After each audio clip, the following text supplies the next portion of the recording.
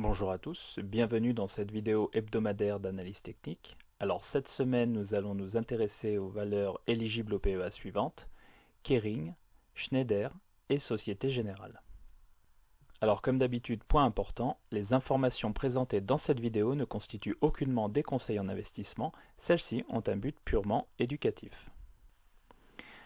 Alors on va commencer avec le groupe Kering, donc ex-groupe PPR, donc Pinot, Printemps, Redoute, qui s'est davantage spécialisé dans le luxe ces dernières années, donc qui est désormais un groupe de luxe, numéro 3 ou numéro 4 mondial, ça dépend des classements, dans le secteur du luxe. Et donc comme d'habitude, on va regarder le graphique en fréquence mensuelle, en regardant tout d'abord les points hauts, les points bas historiques. Alors on voit d'après les données dont je dispose que le groupe était coté en 1985 aux environs de 4 euros, que le groupe a fait un plus haut, alors je vais repasser en vue normale, que le groupe a fait un plus haut, donc très récemment c'était en 2019, en décembre 2019, on a fait un plus haut à 593 euros et on voit que le titre cote actuellement 452 euros. Alors je vais commencer avec la vue logarithmique qui nous permet de lisser une courbe exponentielle. Donc comme je l'ai déjà expliqué dans d'autres vidéos d'analyse technique, quand on a un titre comme ça qui évolue de manière exponentielle sur très longue durée, donc vous voyez quand je mets la vue normale, hein, on a une longue base comme ceci, on a une plus grande base ensuite ici, puis le cours suit une courbe exponentielle, vous voyez. Donc comme j'avais déjà expliqué, hein, on a une longue base comme ceci. Alors je vais mettre ça comme ça. Et puis le cours commence à monter d'un cran, et puis à un moment on part en exponentielle, donc on suit une évolution exponentielle. Alors quand c'est comme ça et que ça a lieu sur de très longues périodes, donc vous voyez ici entre 1985 et 2020, hein, donc vous voyez le titre Kering suit ici ce genre de hausse, donc hausse exponentielle. Alors quand on a ce genre de hausse, on peut regarder le graphique sous forme logarithmique, en vue logarithmique.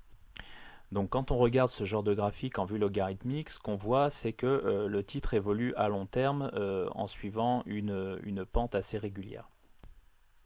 Alors la vue logarithmique nous permet de lisser la courbe exponentielle et donc nous permet de suivre ce genre de valeur à long terme. Alors comme j'avais déjà expliqué dans d'autres vidéos, lorsqu'on a ce genre de configuration, donc c'est-à-dire une évolution exponentielle en vue normale, alors comme je l'avais déjà expliqué dans d'autres vidéos, quand on a une évolution exponentielle en vue normale et quand on a une évolution qui devient lisse en vue logarithmique, c'est plutôt bon signe, ça veut dire que c'est plutôt une entreprise bien gérée et qui a tendance à croître dans le temps. Donc ça veut dire que c'est une très belle valeur et par ailleurs ce genre de vue donc logarithmique nous permet d'obtenir éventuellement des points d'entrée idéaux à long terme. Donc vous voyez par exemple ici si je trace une droite, donc ici j'ai plusieurs zones de support, vous voyez ici je passe ici je m'en rapproche, ici je passe un peu en dessous, ici on est dessus, ici on remonte au-dessus. Vous voyez ça me donne potentiellement des points intéressants pour rentrer. Donc ce qui veut dire qu'en fait idéalement, en tout cas en vue logarithmique, hein, le point intéressant ce serait à proximité, alors ça peut être un peu au-dessus, ça peut être sur la droite en bleu ici, ou ça peut être en dessous. Disons que le point d'entrée idéal se situerait dans cette zone. Alors ça c'est le premier aspect. Le deuxième aspect, ben, c'est comme on le voit ici sur le RSI 14 périodes, c'est qu'on voit qu'en fait le cours de Kering, en fait, de temps en temps, vous voyez, on a des signaux au niveau du RSI 14 périodes, on a des divergences, comme ici entre 98 et 1999, on a une divergence baissière, derrière le RSI plonge, le cours plonge. Alors ensuite, on a une divergence haussière, le cours se reprend, vous voyez, donc le cours fait de nouveau plus bas alors que le RSI fait de nouveau plus haut, divergence haussière, le cours repart.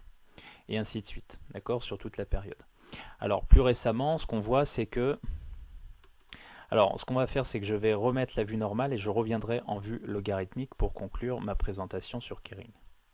Alors en vue normale, ce qu'on voit, c'est qu'effectivement, on a une grande base qui s'est formée entre 1985 et 1995. Alors pour rappel, le groupe n'avait rien à voir à l'époque avec ce qu'il est devenu aujourd'hui. Donc le groupe a évolué avec le temps et s'est davantage spécialisé dans le luxe. Alors on a une première belle hausse entre 95 et 2000, et puis après on a des cours qui s'effondrent. On voit qu'on a une baisse ici. Alors ça c'est toujours utile de mesurer les baisses les baisses de cours historiques, vous voyez on a une baisse de 87% environ. Alors on a une deuxième grande base qui se forme ici, alors je ne l'ai pas encadré, on a une deuxième grande base, on a plusieurs figures de retournement chandelier japonais. Vous voyez qu'ici on a un double bottom ou double creux, objectif atteint ici, on retombe, ici on a un V bottom, hop, objectif atteint ici. Et puis vous voyez qu'ici on a une base qui se forme à un étage un peu plus haut, donc ici, donc canal horizontal, et on casse ce canal horizontal par le haut et une nouvelle tendance se déclenche. Alors de mémoire, le groupe PPR a changé son nom en 2013 pour devenir Kering et donc pour se réorienter davantage vers le luxe. À l'époque, le groupe a cédé par exemple Fnac, la Fnac, et donc c'est plutôt a cédé ses actifs qui n'étaient pas forcément reliés au luxe et pour se concentrer davantage dans le secteur ou sur le secteur du luxe. Alors on voit que le titre est sorti de ce canal horizontal ou de ce rectangle et est parti en tendance extrêmement haussière et a profité d'une très forte tendance haussière donc entre 2016 et 2019, 2020 même. Alors ce qu'on voit ici, c'est qu'on a une formation en biseau ici, et au sein de ce biseau, on peut noter une sorte de triple top, vous voyez. Donc on a à la fois une formation en biseau et à la fois une formation en triple top.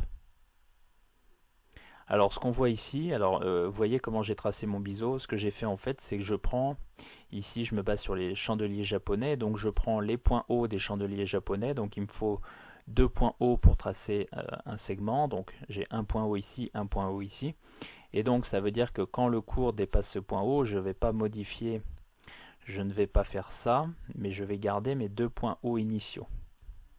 Et donc les 2 points importants sont les 2 premiers points. Ensuite, je suis capable de tracer, vous voyez, j'ai un point bas ici, j'ai le bas d'un Marubozu ici, ou Marubozu, j'ai un point bas ici et un point bas ici. Donc je suis également capable de tracer un segment ici, et au final, j'obtiens un biseau ascendant. Alors comme on le sait, les biseaux ascendants cassent généralement par le bas. Je vous renvoie à la leçon sur les biseaux. Alors un biseau ascendant casse généralement par le bas. Et en plus ici, au sein de ce biseau, on voit clairement l'apparition d'un potentiel triple top. Alors basé sur le biseau, on a deux objectifs. Le premier objectif est ici. Donc le premier objectif, c'est le report de l'oscillation d'entrée du biseau, donc sur la zone de cassure. Et on voit qu'on a cassé le biseau. Et vous voyez, si je me rapproche, je vais zoomer un petit peu. Ce qu'on voit ici, c'est qu'on a effectivement cassé le biseau ici, on a fait une longue mèche, donc on est venu quasiment chercher l'objectif. Vous voyez, on s'est arrêté à 348 €. Et on est quasiment venu chercher l'objectif à 334, 335 €. Alors les cours sont remontés ensuite, on va zoomer pour voir un peu ce que ça donne après. Le deuxième objectif sur un biseau, c'est le bas du biseau, c'est l'objectif de base, et donc l'objectif de base nous donne environ 320 € ici. Donc ça c'est le premier point important. Au niveau du RSI 14 périodes, on voit bien qu'on a une divergence baissière entre 2017 quasiment et 2020. Les cours ont fait des hauts de plus en plus hauts alors que le RSI a fait des hauts de plus en plus bas. Donc divergence baissière sur Kering, signal plutôt négatif. Biseau ascendant, signal plutôt négatif. Et potentiel triple top au sein du biseau, signal négatif. Les cours ont cassé le biseau ascendant, donc on s'en rend bien compte ici puisqu'on a une énorme mèche. Les cours sont revenus à proximité de la zone de support du biseau ascendant, donc je vais zoomer en fréquence hebdomadaire pour qu'on s'en rende bien compte. Et vous voyez, on a une cassure du biseau, une remontée ici, et on est potentiellement en train de marquer une inversion de polarité ici. Donc si inversion de polarité il y a, ça voudrait dire que on pourrait avoir une rechute derrière. D'accord? Comme ceci. Donc, on va le décaler un petit peu. Donc, en fait, on descend sur la mèche ici, on est en fréquence mensuelle. Quand on regarde en fréquence hebdomadaire, on voit effectivement qu'on a un beau pullback.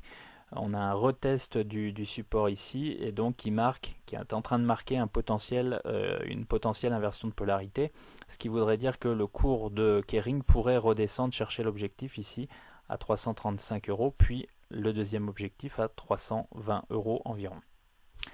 Alors, je vais enregistrer ça. Donc on va le noter ici, Kering, objectif potentiel, on va dire, donc Kering, objectif potentiel, environ 320 euros. On va le noter ici, 320 euros.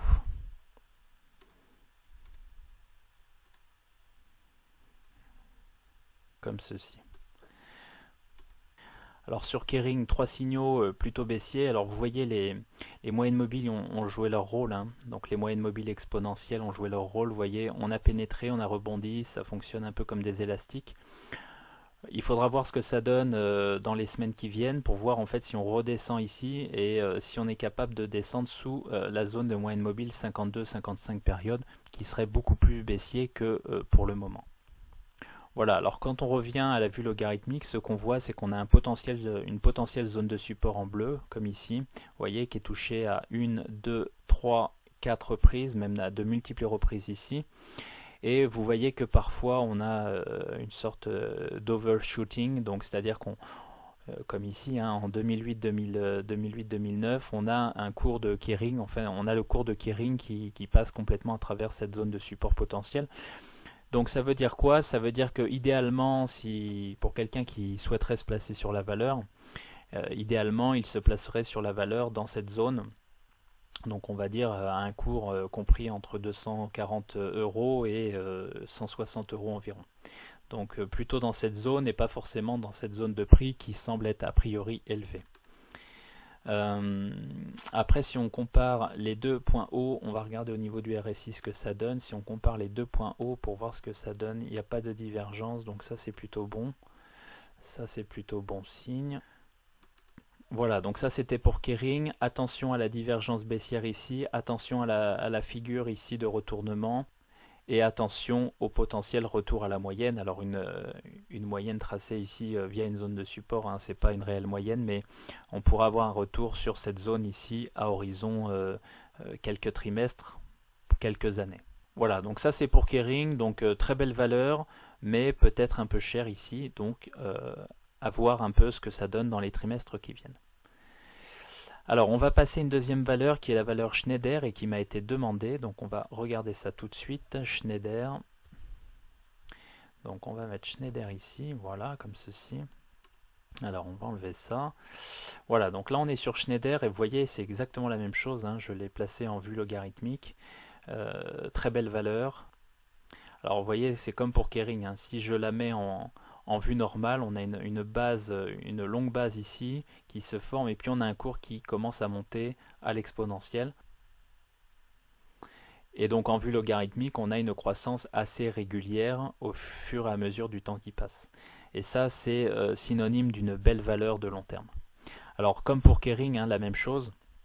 Ce qu'on voit, c'est qu'effectivement, on n'est pas encore à proximité du support potentiel et donc d'une zone d'achat potentielle. On aurait, pour un investisseur de long terme, hein, une zone d'achat potentielle, ça pourrait se situer donc, aux alentours de, vous voyez, il y a des investisseurs qui ont déjà acheté aux alentours de 62 euros. C'est peut-être pas une mauvaise zone d'achat.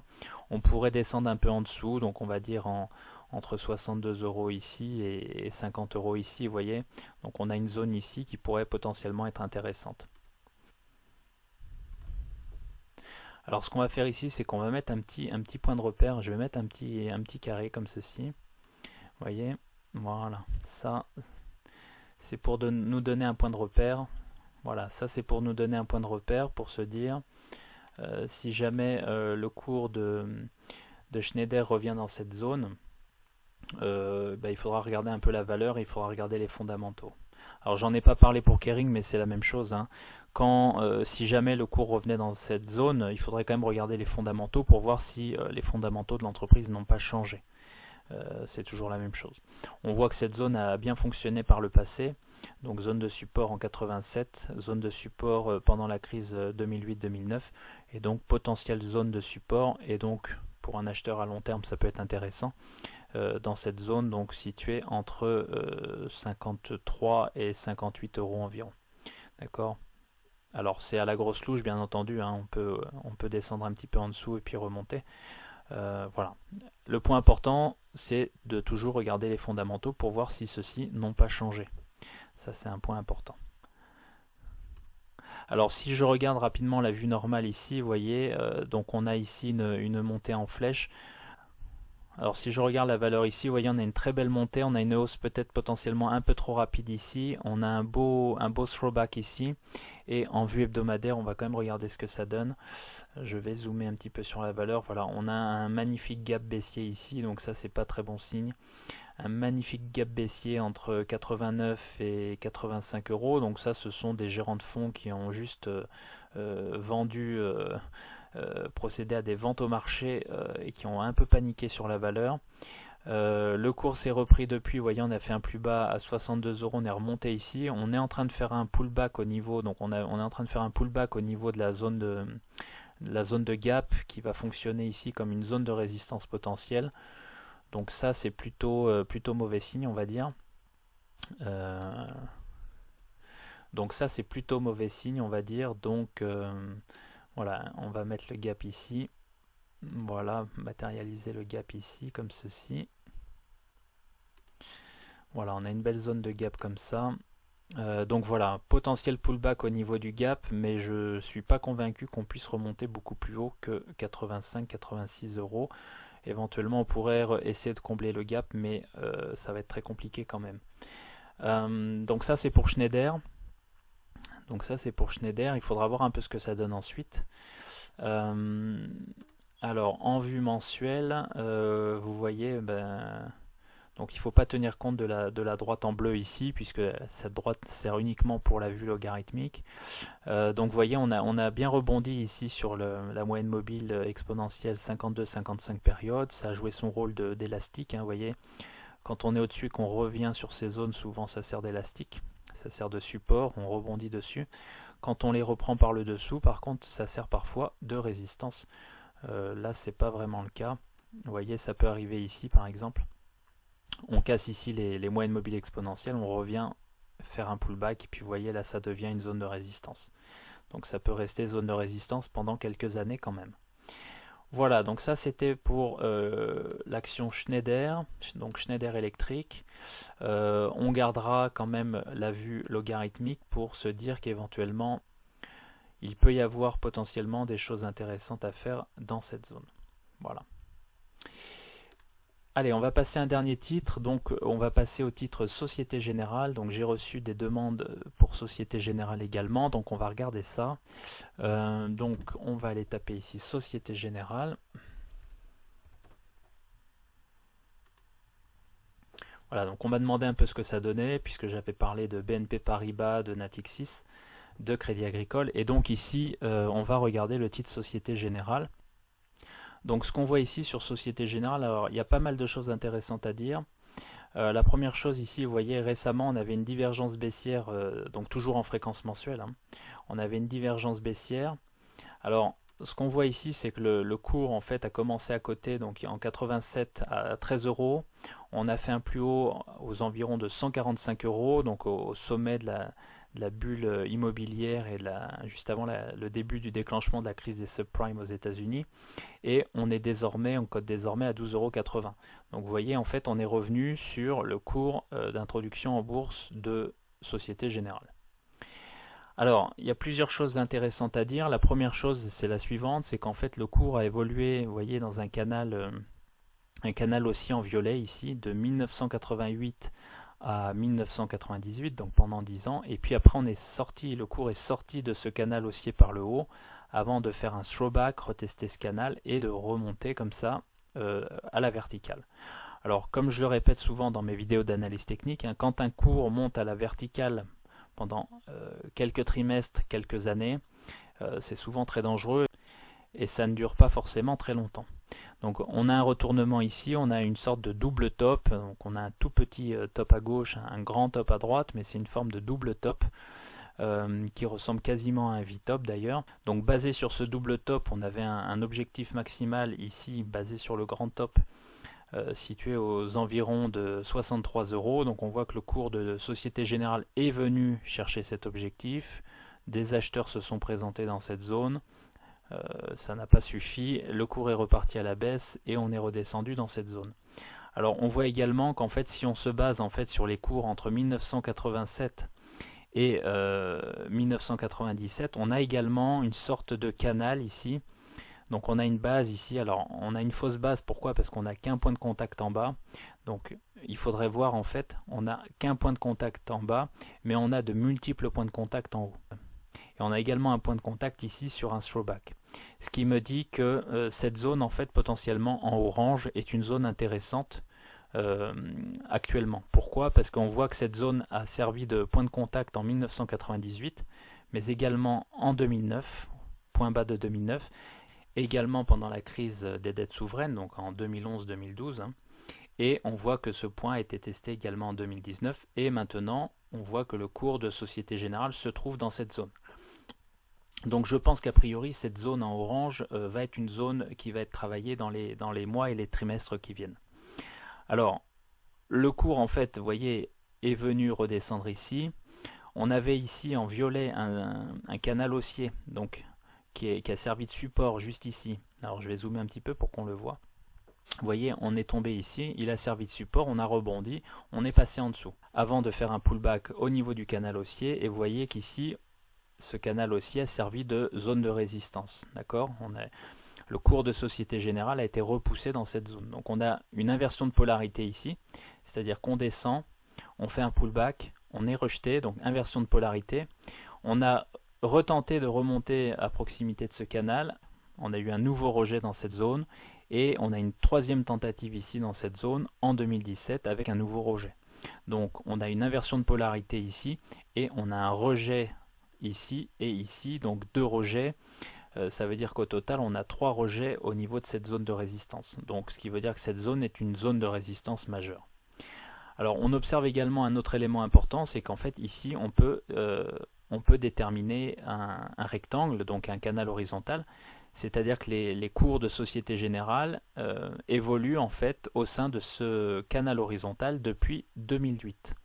Donc on a une zone de contact ici, 2 zones de contact, quasiment 3 zones de contact et 4 zones de contact en haut. Donc vous voyez, je tire le canal horizontal, en fait il commence ici, hein. Canal horizontal ici, et en bas vous voyez j'ai un point de contact ici, donc je l'ai légèrement fait un peu bas en fait. En fait la zone elle est ici. Donc vous voyez j'ai un point de contact ici, de multiples points de contact, hein, 2 points de contact et désormais 3 points de contact. Alors je vais sauvegarder ça. Donc on a un canal horizontal ici en noir et on est capable de tracer une droite de résonance qui sépare ce canal horizontal en 2 zones. Donc de temps en temps les cours évoluent dans la partie supérieure de ce canal horizontal, de temps en temps les cours évoluent dans la partie inférieure, et ainsi de suite. Partie supérieure, partie inférieure. Ici, alors la vraie question qu'on peut se poser ici, c'est est-ce que le cours de la Société Générale n'est pas en train de casser ce rectangle par le bas? Donc il va falloir suivre ce qui est en train de se passer ici. Alors si on zoome un peu en fréquence hebdomadaire, on va le faire tout de suite, vous voyez, on a une cassure ici, en tout cas la semaine dernière, donc cassure ici a priori de la zone, on avait rebondi dessus, vous voyez, et là on est en train de casser cette zone. Alors ce qui veut dire qu'en fait il va falloir regarder ce qui se passe sur le titre dès la semaine prochaine, pour voir si le titre en fait se reprend. D'accord, si jamais, pour voir si le titre en fait parvient à remonter dans cette zone, ou alors si le titre va directement ou très rapidement chercher le bas du canal ici, aux alentours des 7 euros. Alors ce qu'on va faire, c'est qu'on va regarder un peu le RSI. Donc ici on a une divergence baissière, on l'avait dit. Donc ici on a une divergence baissière, ça on l'a dit. Ici on est en train de marquer de nouveau plus bas. On est en train de casser le rectangle par le bas ici. Alors en fréquence, on va regarder ça en fréquence hebdomadaire. Alors là ce qui est intéressant par contre, c'est qu'on a une divergence haussière ici. Donc je vais le mettre comme ceci. On va mettre ça comme ça. Vous voyez, pour l'instant, on a une divergence haussière. Donc on va mettre comme ceci. Voilà, je vais juste le mettre pour la fréquence hebdomadaire, comme ceci. Donc pour l'instant, on a une légère divergence haussière au niveau du RSI. Donc il faut voir si les cours ne peuvent pas se reprendre en fait pour remonter ici, pour réintégrer le canal horizontal. Et pour être honnête, ça va être très intéressant dès la semaine prochaine à mon avis.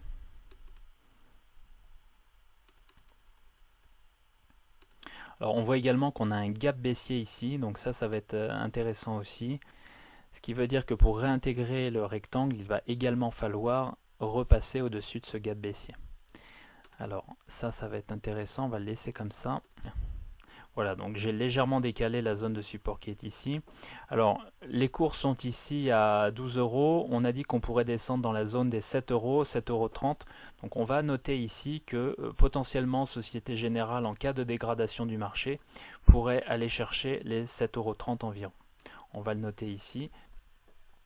Donc ça, disons que c'est le scénario pessimiste pour Société Générale. On irait chercher ici le bas du canal. On irait chercher ici le bas de la zone de support, donc zone de support historique. Alors je l'ai décalé un petit peu, il va falloir que je le remette ici, vous voyez, on serait par ici. Voilà, comme ceci. Donc le risque, c'est d'aller chercher cette zone à 7,30 €. Et ce qu'il va falloir guetter, c'est la réintégration potentielle ou éventuelle de ce rectangle ici, qui va nous dire en fait si le titre Société Générale peut rebondir, ou si en fait il est parti pour évoluer un cran plus bas. Idéalement, sur un rectangle comme ici, on a tendance à acheter le bas du rectangle. Pour autant, sur un titre comme ça, extrêmement baissier, qui est rentré en plus dans la zone qui a pénétré la zone des 30 sur le RSI 14 périodes en fréquence mensuelle, ce qui laisse entrevoir une potentielle accélération si le cours ne parvient pas à se reprendre dans les semaines qui viennent. C'est pas forcément une zone à acheter ici à mon avis. Alors bien sûr c'est que mon avis, je ne recommande ni l'achat ni la vente du titre, hein. Chacun doit faire son travail d'analyse. Maintenant le titre effectivement est extrêmement baissier. Okay. Donc deux scénarios possibles, hein. Premier scénario, on se reprend dès la semaine prochaine, éventuellement la semaine d'après, et en fait le cours réintègre assez rapidement le canal horizontal. Scénario numéro 2, le cours ne parvient pas à réintégrer le canal horizontal ici et va chercher les 7,30 €, donc le bas de la zone ici. Voilà, donc je vais quand même indiquer le bas du canal horizontal ici. Vous voyez, la zone ici, c'est environ 15,30 € qu'on ait un point de repère. Donc bas du canal horizontal, 15,30 €. Comme ça, on aura un point de repère pour savoir si Société Générale a réintégré ce canal ou pas. Et donc idéalement, il faudrait qu'elle réintègre ce canal ce mois-ci, donc c'est-à-dire au mois d'avril 2020. Voilà, donc deux scénarios possibles, soit réintégration du rectangle, du canal horizontal, soit baisse du titre en direction des 7,30 €. Voilà, j'espère que vous avez aimé cette vidéo. Si c'est le cas, n'hésitez pas à mettre un pouce bleu sous celle-ci.